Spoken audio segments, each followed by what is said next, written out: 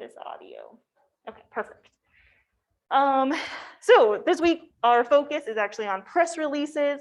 It's one of those kind of fundamental writing activities, documents that are going to be useful across your public relations kind of lifespan. Definitely something you'll be using all semester. And I would say for those of you who are not necessarily planning to be in PR, I still think press releases offer a really useful structure for just capturing information. Definitely something that you might gravitate back towards no matter where you end up, because it's just made to capture all the info you need on one page and share it. And that's always useful kind of in our world of comm, events, wherever you end up. So today, our big goal is to actually build a template for your press releases. You'll be able to save it, and then you'll just have that available. Of course, I'll provide, after today, upload some additional templates. You can always Google find templates. Your book has an example. But my goal today is for you to actually build your press release template so that way you'll have it for your industry summaries if you're writing them out, and to move forward with your client project. And we're going to do that first. We're going to do a little quiz from last week. Since it was a weird week, we were all sort of dispersed out and about, just to review some of those things of strategic planning. Then we'll do our template, and then you'll have some time at the end to walk through actually revising what an industry summary could look like using this genre form of a press release. Questions before we get started? And we do have one associate over Zoom, and so I will keep an eye on the chat, and you can just type any questions in for the chat. Feeling good? Let's do it. All right, go ahead and join if you haven't already. And here is our first question. So thinking back to that quick planning brief, right, there's the core aspects that you always need to be thinking about when you're planning, whether it's a PR campaign, event, you're working with a new client, right? These are kind of the core things that you always want to be thinking about. And then you might expand out depending on what company you work for. But first, thinking back to that template, what box, right, helps us strategize awareness and opportunities. So if we're filling this out at the very beginning of a PR campaign cycle, what are we thinking about, and where would we very specifically be like, where can I plan more awareness, additional opportunities? What box corresponds to that?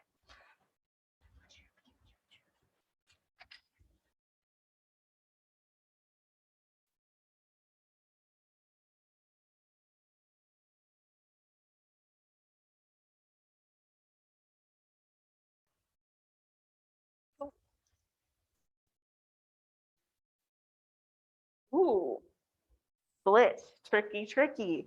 So the answer is the timeline. Is very specifically right where we want to think ahead, looking at our editorial calendars, talking with our clients.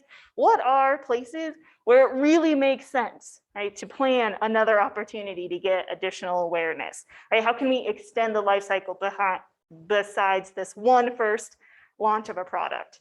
And so Friday we talked a lot about, okay, with my advising blog, that I'm doing this activity literally for as a paid career person.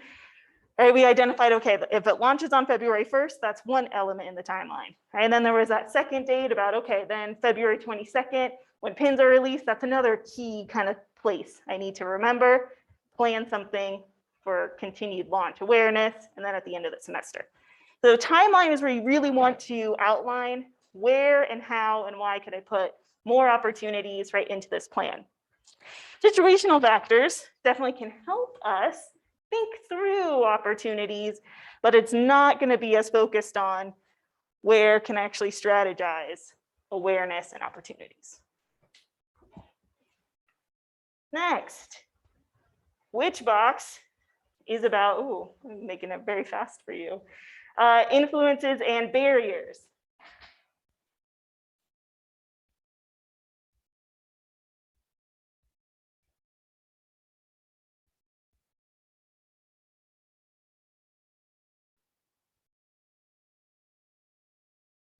Ooh, okay, we're getting quick on a pop quiz this morning. Note to self. 20 seconds is fast. Yes. Situational factors, exactly. So the situation analysis, remember, that's where we're looking at political factors that might impact your campaign. We're looking at economic factors, so social, cultural factors. Are there any kind of tech, legal, environmental things at play that are going to create a barrier for us getting to the audience themselves? Is there something that we really have to keep in mind? And if it's an event, do we have to deal with, I don't know, laws of the city to make sure our event can even be planned? Those are things that come up in the situational factors in analysis. Okay, be ready. Should have a quick turn over and go. Where can we strategize vision and help us analyze later? All right, if we're thinking about our brief, what helps us understand the vision and evaluations later?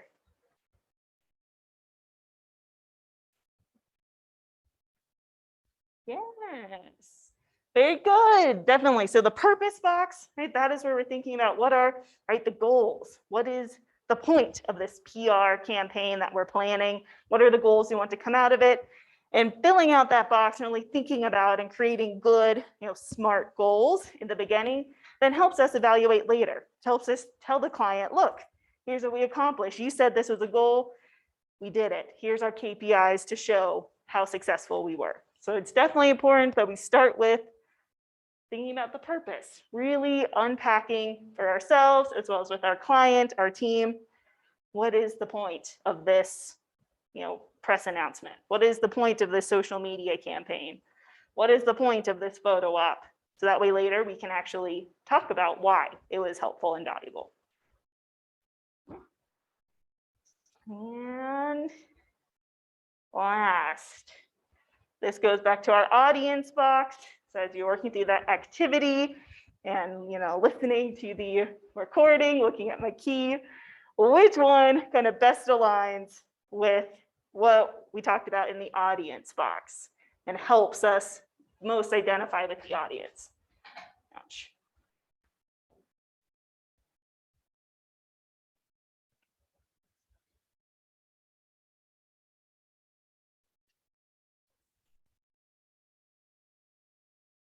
Okay, cool.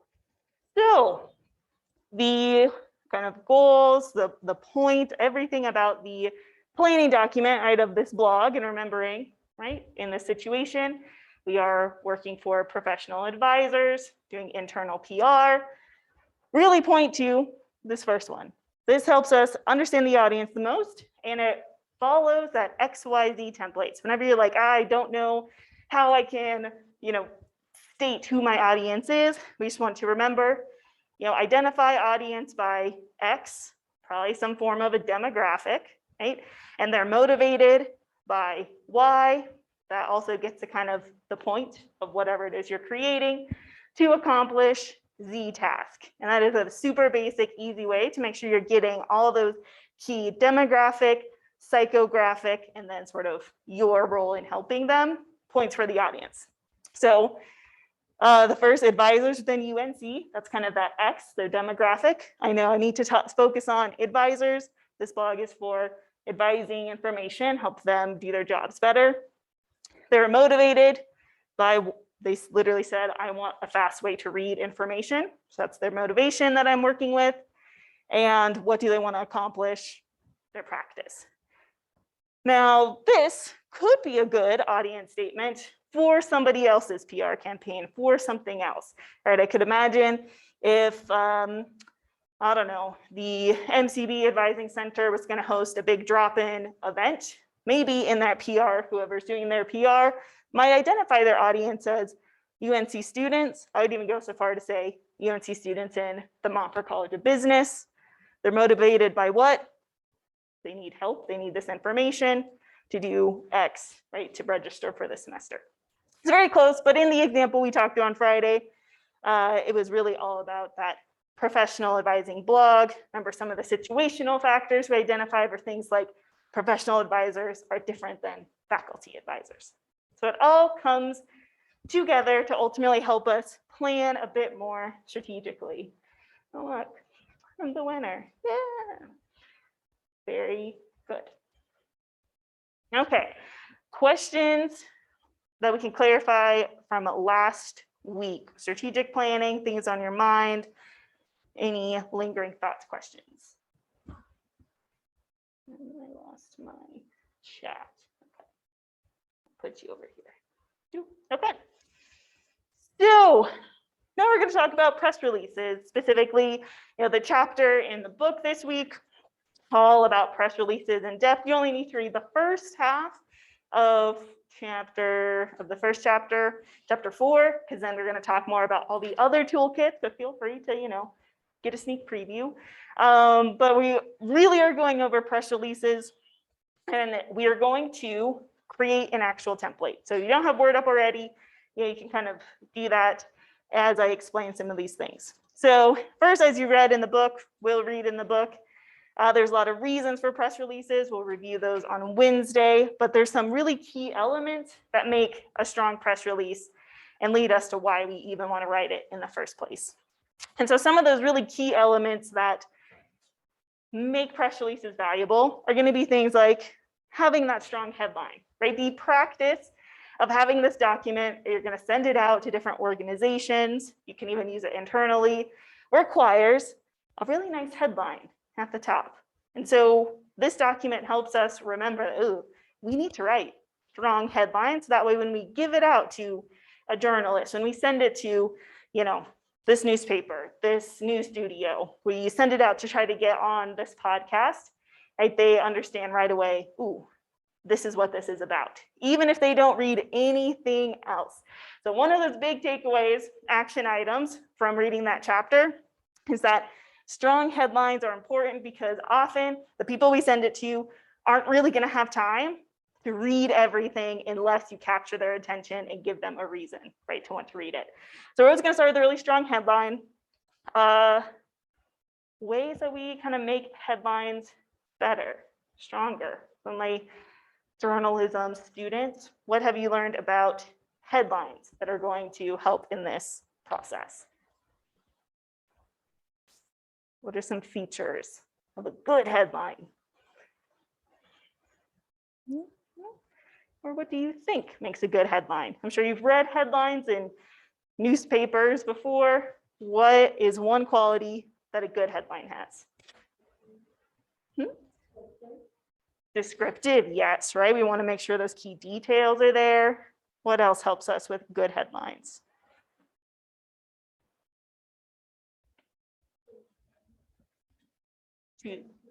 Yes, short, to the point, direct, definitely. So those are definitely some two good ones that really capture it. So a strong headline, right? When we say descriptive, it means we want to make sure the subject, right, is super clear.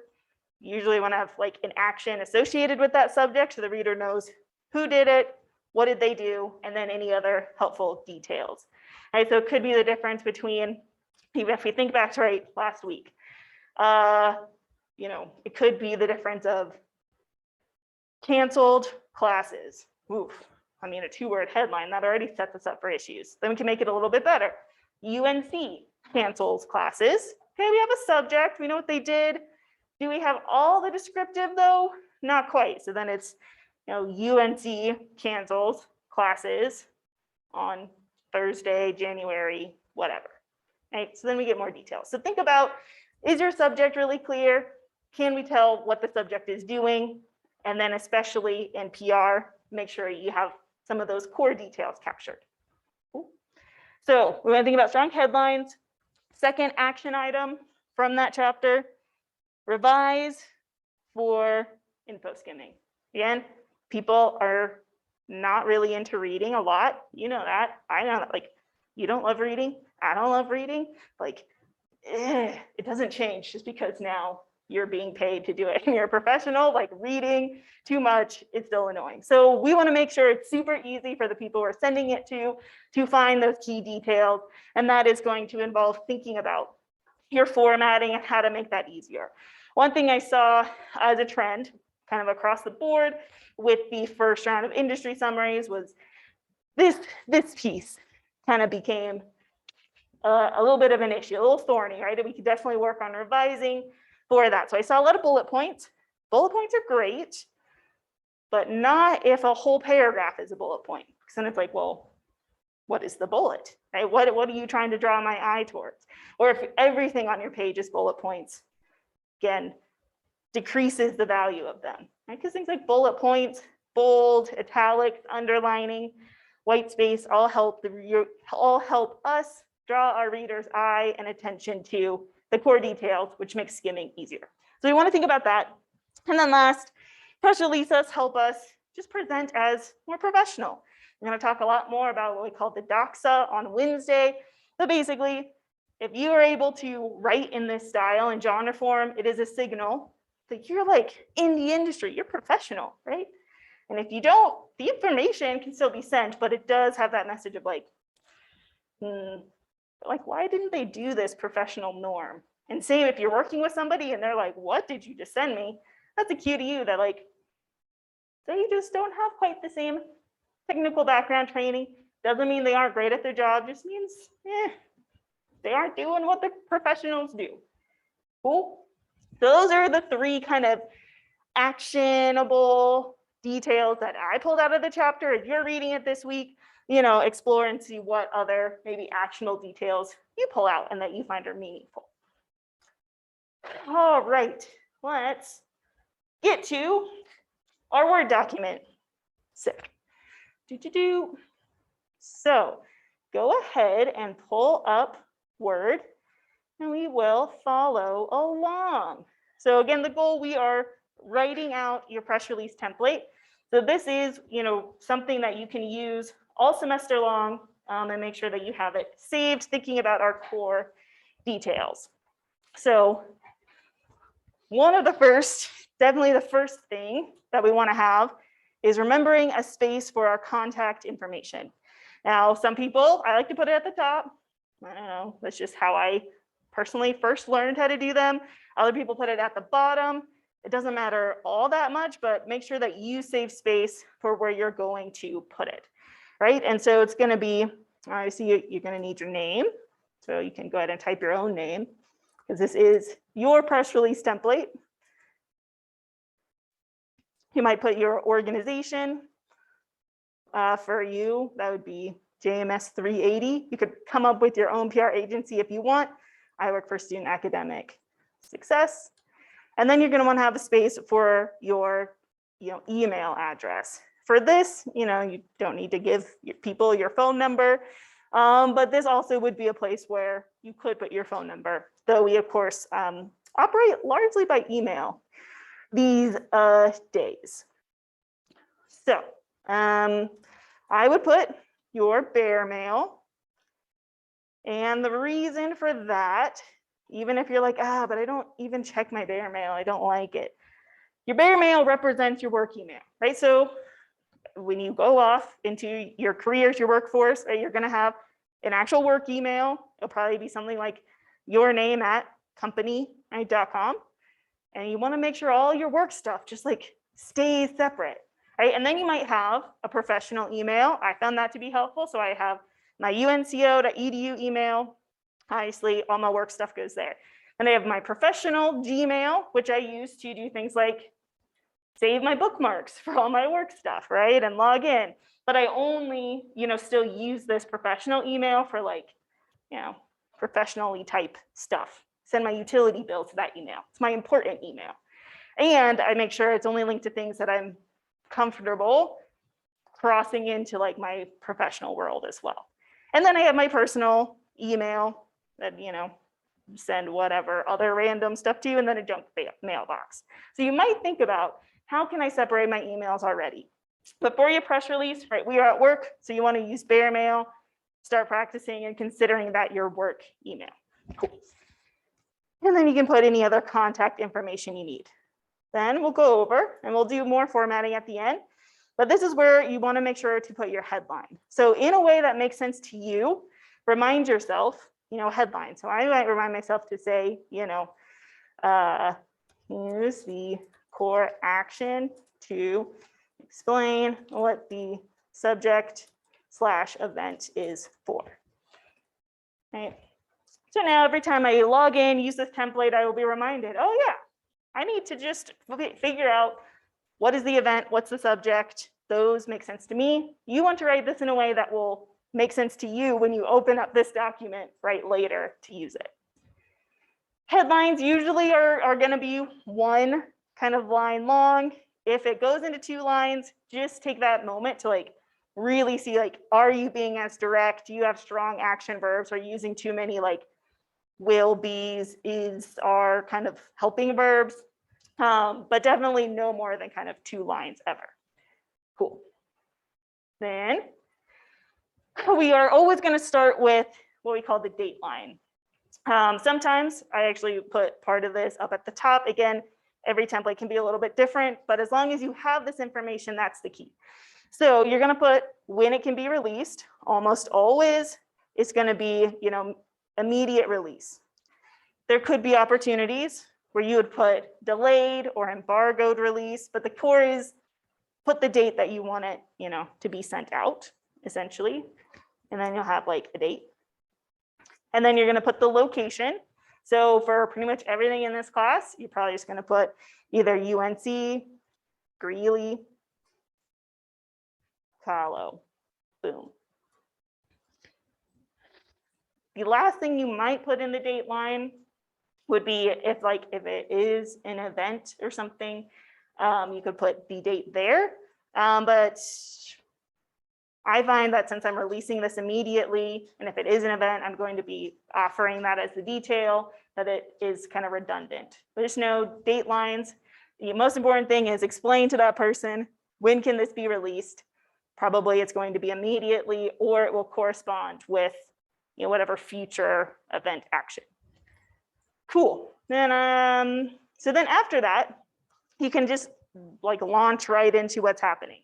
So this is where somehow remind yourself to summarize, right, the big picture, just like we do with taking notes in meetings for work, what you're doing in this class, right? You want to focus in what is the big picture, the big why, and summarize that in 1-2 sentences kind of up front. Oftentimes, it's going to feel very much like the headline that you wrote.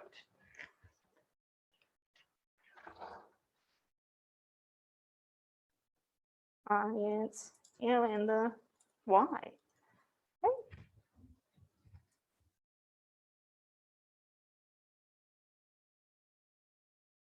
Now, obviously, it's always going to depend on what the event is.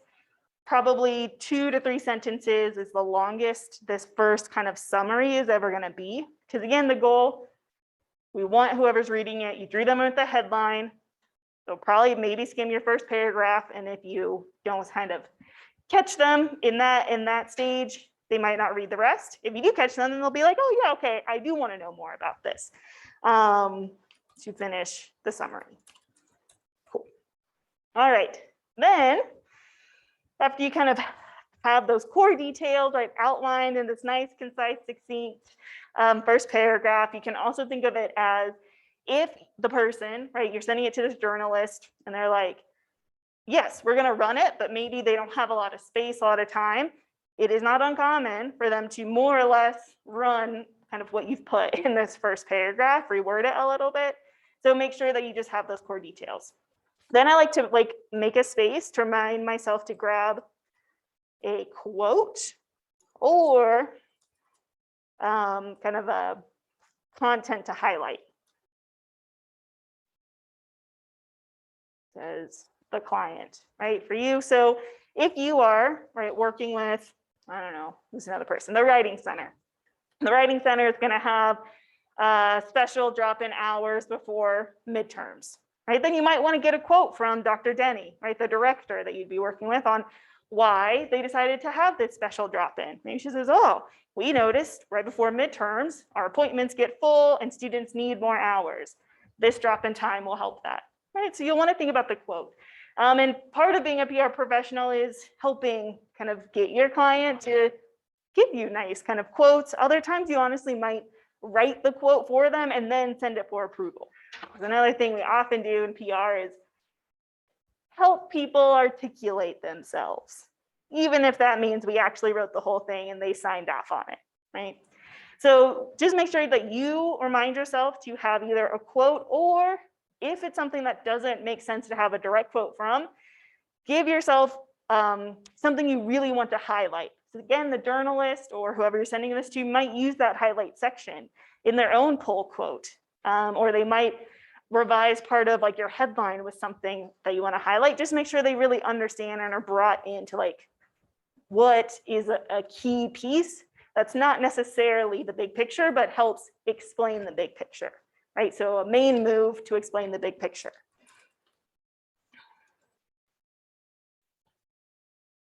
Cool.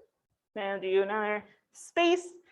And this is where I like to remind myself to outline the core details. Boop. And this is somewhere where bullet points can come in super handy, right? Detail number 1. Detail number 2. Oops. And then you can always put more bullet points in as you need. But when we're thinking about, okay, we need to make this easy for somebody to skim, okay, this is where the skimming really comes in. They're like, okay, yes, I'm here. This event sounds great. My readers are going to love this.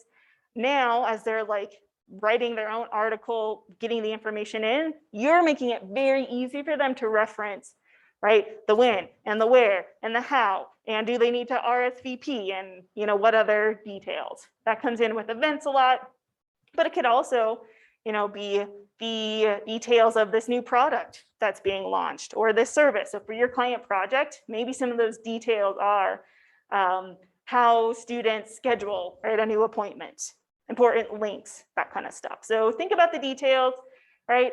As journalists, we're always kind of thinking who, what, when, where, why, how for those details. And so, between sort of this section and this section, you'll get quite a bit. Then you can just kind of wrap up, right? So I like to, my final kind of statement and summary about the PR opportunity. Right, and so again, write it in a way that you're going to remember, oh yeah, I need to just give one last kind of summary sort of statement, have maybe impact, right? This is where you can tie in the impact for the community. If you are, really tailoring this to a specific, you're writing this to send it and pitch it to Bear News, maybe this is where you tie in like, oh, and the student body can really benefit from knowing about this event, this announcement, etc. So you kind of have that last sort of persuasive, here's why you bothered reading this whole thing and why you should run it. Cool. And then very last, we do what we call the boilerplate. And so I say like about, and then write the organization. So for me, it ends up being, I always put about student academic success because that's who I'm always writing this for, right? So when you decide who your client is, you might want to update your template with, their boilerplate. But really what the boilerplate does is it is the core information about your client, organization, and it might include things like their mission statement, website links, and social media. And Wednesday, I'm going to show you some actual examples of these boilerplates and how the PR folks here at UNC ended up using info from the boilerplate in a press release I sent them. And then the very, very last thing, and this is, again, kind of one of those professional courtesy carryover situation, but just go ahead and put it there so you don't forget. We either do, 3, oh my gosh, hashtags, or you can put like a end. Either way, it's just something to signal to that journalist that they have all of it, right? There's nothing missing. This is the end of the document. You don't run into one of those like, there was something on the second page, because you're telling them this is the end of it. Ideally, you always want your press releases to only be 1 page. There absolutely could be a situation where it's longer. I'm thinking if you're like, hey, here's our calendar of events for the next 6 months, maybe it's longer than 1 page. but this is just one of those kind of carryover signaling that it is the end. So these are the basic elements of your press release. So now you have that kind of saved in your template. So last, we just want to do a little bit of formatting, clean it up. So if you want to get rid of spaces, right, you just go to highlight that section, go to the spacing option. Press releases are always going to be single spaced because we are adults. I don't know. Double spacing really came out of a time when, especially in higher ed, your professors, right, were like reading printed out versions of essays, and it's so much easier to like mark up comments on double spaced, but we don't need to do that anymore. Also, double spacing is just going to unnecessarily make it long. So it's always single spaced, and then you can just remove space after paragraph, and that's how you get rid of kind of those extra lines. You might clean up a little. I personally like to underline this just to, bring a little more visual oomph to it. And then this section is almost always centered. So you can go ahead and center that. And other things, just so I never forget in my template, things I like to bold, just so they know about, that kind of stuff. We usually also bold the state line. Again, just to help bring that eye to the information in section. Other things that you can do in your own template, you can, put your own logo in the header.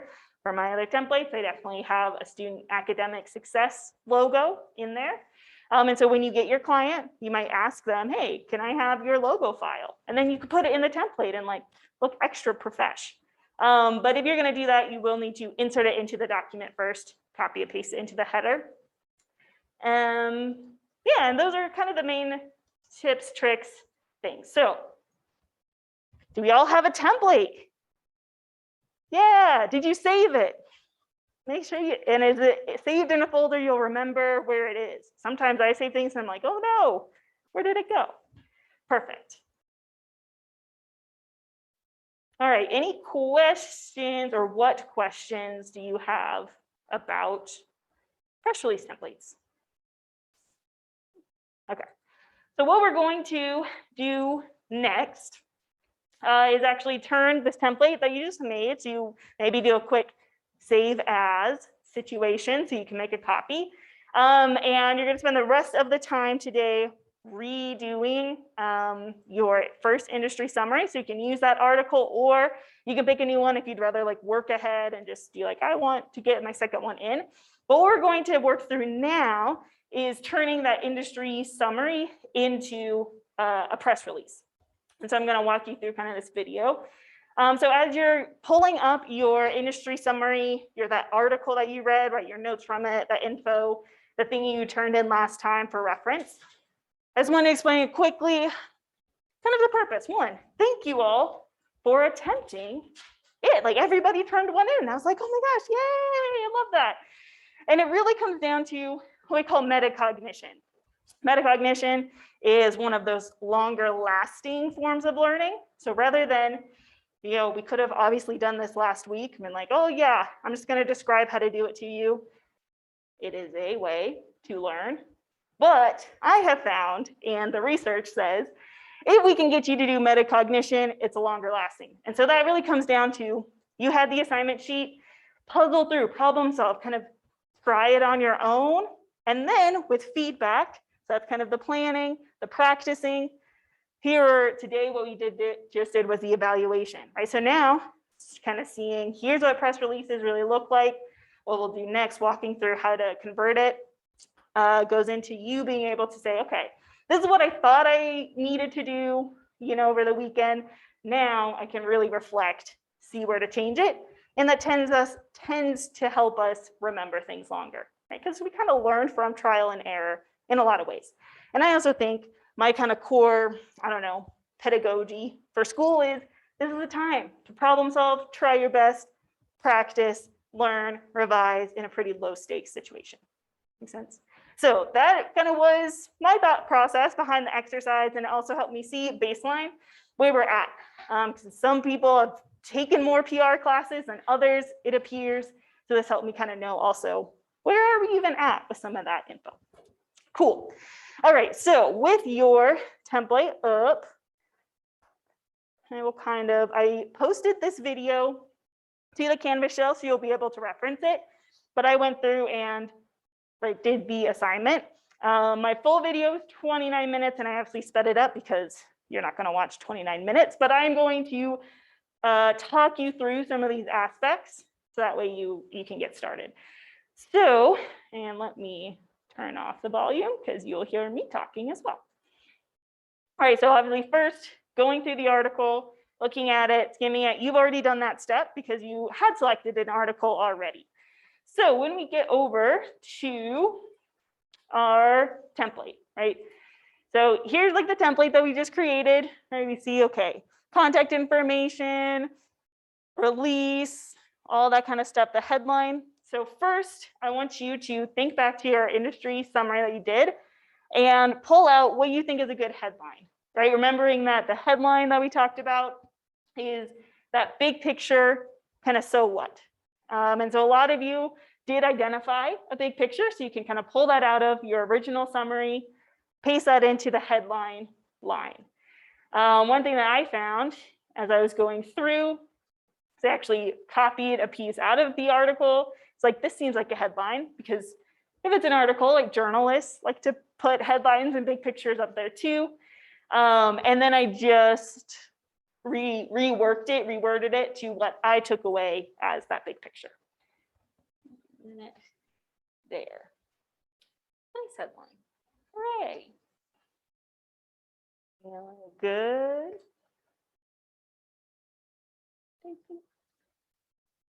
Cool. So when you are doing your industry summaries in the future, just remember, as you're reading through, listening, watching, pull out and try to identify what you think will make a good headline for your write-up. Then the next thing that we're going to do, and you can see I wanted to do one line. Okay, so for the location and the date. So in our date line for the template, date line that we wrote down for the industry summaries, I want you to put, as far as like location, instead of, Greeley, Colorado, I want you to put the organization that you pulled the article from, right? Because that'll help me very quickly see the location of this information, right? So put the organization, I did it from Veracity, and then for the date, I want you to put the date that it was published. Cool. So now it's like, oh, sweet. We know where and when this information came out. So it still kind of follows suit of what a press release would share, right? The when and the where of this event. So when you update that, then just like our template says, you're going to summarize kind of those key points, the big picture, restate some of those details in there.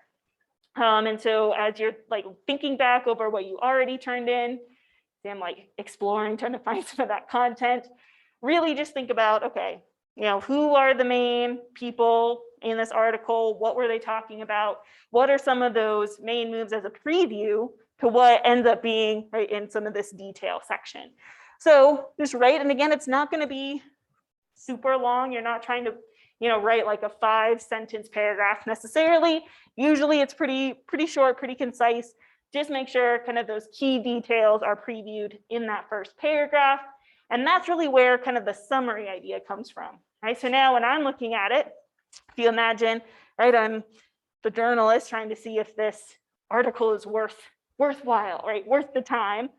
You're helping me see right away in that first paragraph, okay, it's recent news. It was from this, great organization. Here's the gist of it, the summary.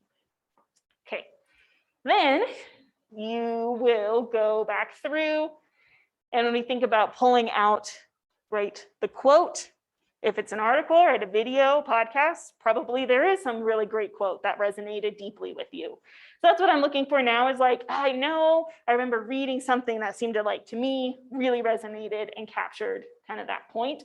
So that's where you want to go back and think, okay, is there anything that you want to highlight? Right? And you can see I'm like, oh, one of the main predictions was this quote she had about how work is different now. It's so much more competitive, flexible, whatever it is from the article that you're like, this is a main move that helps explain that big picture, that headline. That's what you want to put and practice trying to find those quotes and those highlights. That's a really good skill to be able to do. Then once you get through that, I'll give you a minute here to think about it. We'll let it play. As you maybe mark up, oh yeah, what was a good quote for that? Oh wow, suddenly so much clearer. Thanks, YouTube. All right, so then we kind of get into converting details into this idea of the action items, right? So we know in the assignment sheet, one of the things you really have to explain is what the so what and what are some actions, what are these details? This is a great way for you to explain that to me, right? The goal here is demonstrating that you learned something from this article that you read, that you can be actionable, right, based on this industry news update. So this is where you really want to make that case and where I'll be especially looking.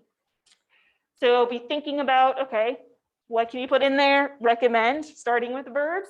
It's like when we take notes in meetings for class, action items, they're not much of an action if you don't have a strong verb. So some of the things I pulled out, right, she really was saying, we need to assert ourselves more, right? This is an opportunity towards thought leadership. We can help them navigate.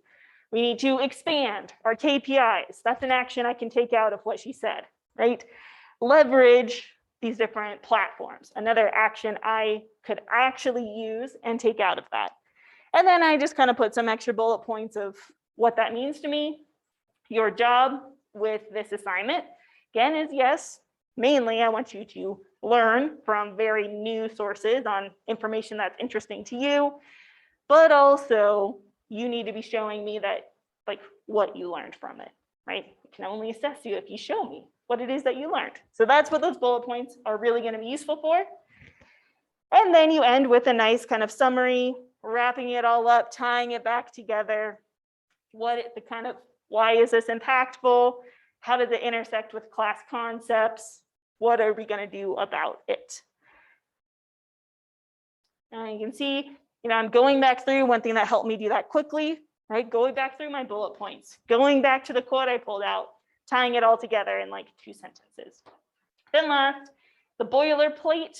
What you'll be doing there is really saving, yay, is really all about the organization. So again, if you grabbed it from, I don't know, PR news, go to their About Us page and use the PR news About Us as your boilerplate. Okay, so again, it's just reinforcing, here's more about the organization.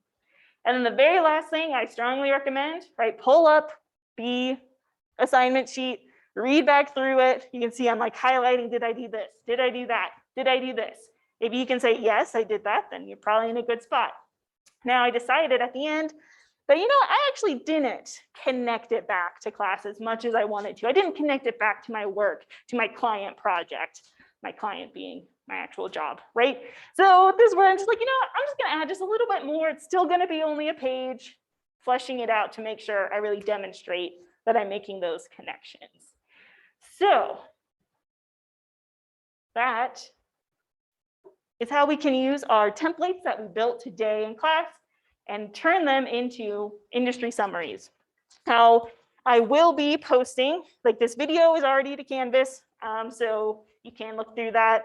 I will post at the end of the day, because it's on my home computer, my actual example, so you can look through it. But again, I want you to try revising or doing an industry summary a little bit on your own. You can use this video before I post that full template, because we want to, again, get back to that metacognition. And what I've just found, not saying you're the same as everyone else, but what I found is if I post examples ahead of time, people tend to just straight copy the example, which is fine, but less like active learning, right? I don't want you to be copiers. I want you to be creators.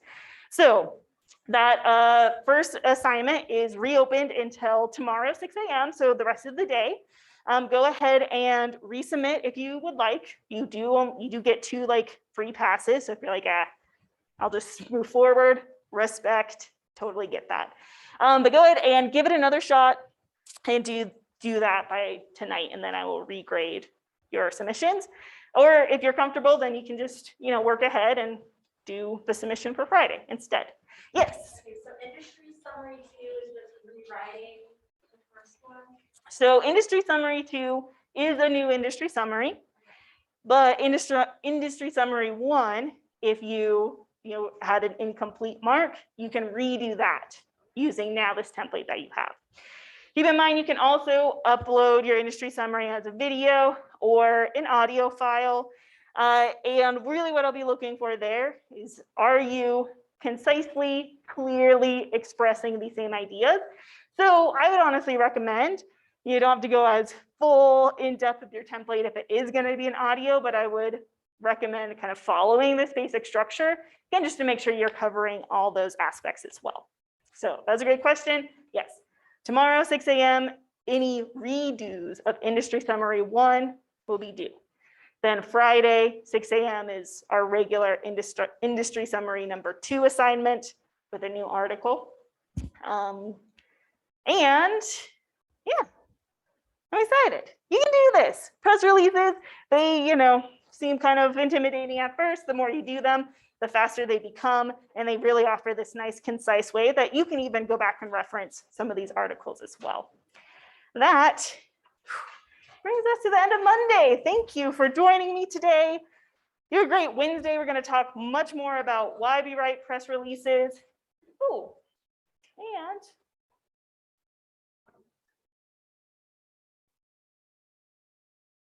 and great question.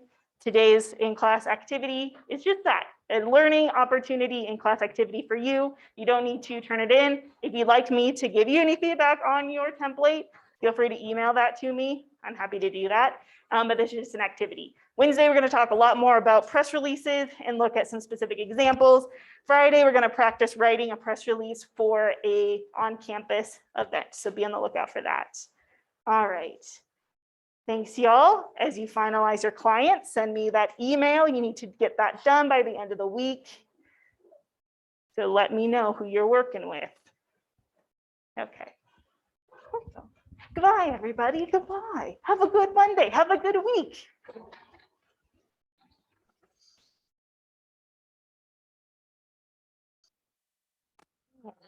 Stop.